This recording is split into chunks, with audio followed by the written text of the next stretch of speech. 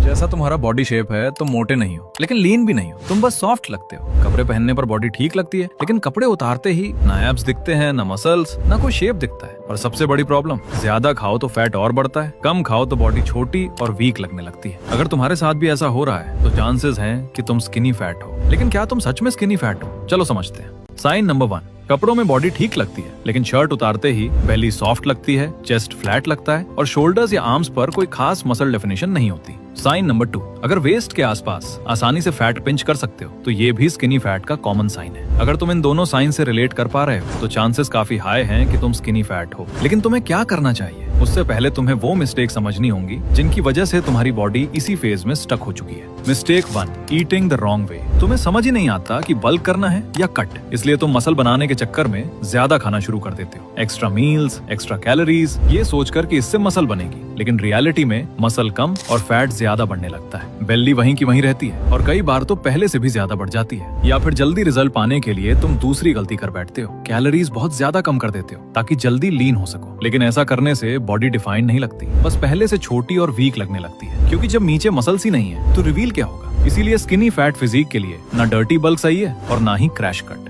असली solution in दोनों के बीच में है और वही मैं आगे एक्सप्लेन करने वाला हूँ। Mistake 2, too much cardio. तुम सोचते हो कि फैट लॉस का मतलब जितना ज्यादा कार्डियो उतना अच्छा रिजल्ट, इसीलिए लॉन्ग रन्स, स्प्रिंट्स या घंटों रनिंग पर टाइम स्पेंड करने लगते हो। वर्कआउट खत्म होने के बाद तुम पूरी तरह थक जाते हो और तुम्हें लगता है कि अगर इतना थक गया तो वर्कआउट जरूर काम कर रहा होगा। लेकिन सच ये है, यही सबसे बड़ी गलती होती है। जब तुम लिफ्टिंग के साथ बहुत ज्यादा इंटेंस कार्डियो ऐड कर देते हो तो रिकवरी खराब होने लगती है, एनर्जी कम हो जाती है और मसल बिल्ड होने की बजाय तुम हर समय बस टायर्ड फील करते हो। और सबसे बड़ी प्रॉब्लम, ये प्रोसेस धीरे धीरे फ्रस्ट्रेटिंग लगने लगता है। इवन कुछ हफ्तों बाद तुम इसे करना ही बंद कर देते हो। तो ये थी वो मिस्टेक्स जो हमें नहीं करनी है। अब बात करते हैं उस प्लान की जो एक्चुअली हमें करना है स्किनी फैट बॉडी को फिक्स करने के लिए। Step 1, get your calories right. सबसे पहला स्टेप, अपनी कैलोरी सही करो, ना डर्टी बल्क और ना ही क्रैश कट, क्योंकि स्किनी फैट फिजिक के लिए ये दोनों ही सही अप्रोच नहीं है। इसके बजाय मेंटेनेंस कैलोरीज या लगभग 15% कैलोरी डेफिसिट में रहो, क्योंकि इसी में तुम एक साथ मसल बिल्ड और फैट लॉस दोनों कर सकते हो। लेकिन सिर्फ कैलोरीज कैलकुलेट कर लेना काफी नहीं है, उन्हें हर दिन कंसिस्टेंटली फॉलो करना भी उतना ही जरूरी है, क्योंकि अगर जरूरत से ज्यादा खाओगे तो फैट कम नहीं होगा और अगर बहुत कम खाओगे तो मसल बनना मुश्किल हो जाएगा। इसलिए गोल एक्सट्रीम्स नहीं,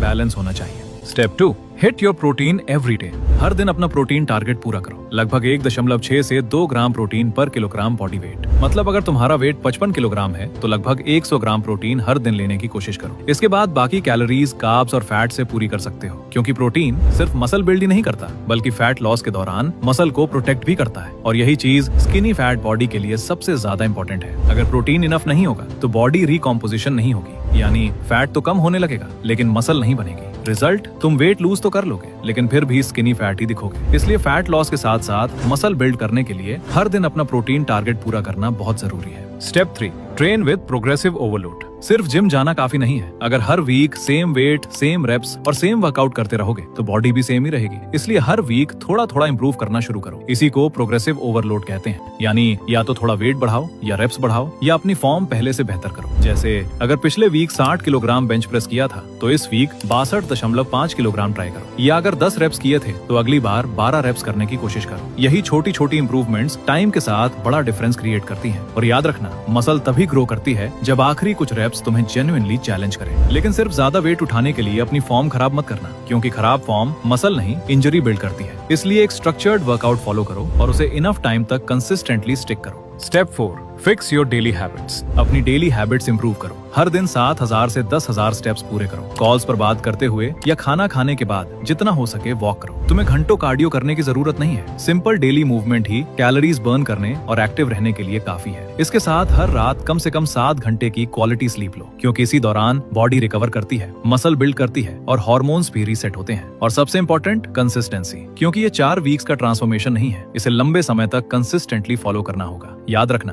6 मंथ्स की 80% कंसिस्टेंसी हमेशा 3 वीक्स की 100% मोटिवेशन से बेहतर रिजल्ट देती है। बस यही हैबिट्स लंबे समय में तुम्हारी पूरी फिजिक बदल देती हैं। अगर ऐसी और वीडियोस देखना चाहते हो तो स्क्रीन पर दिख रही वीडियो पे क्लिक करो, वहीं बात करते हैं।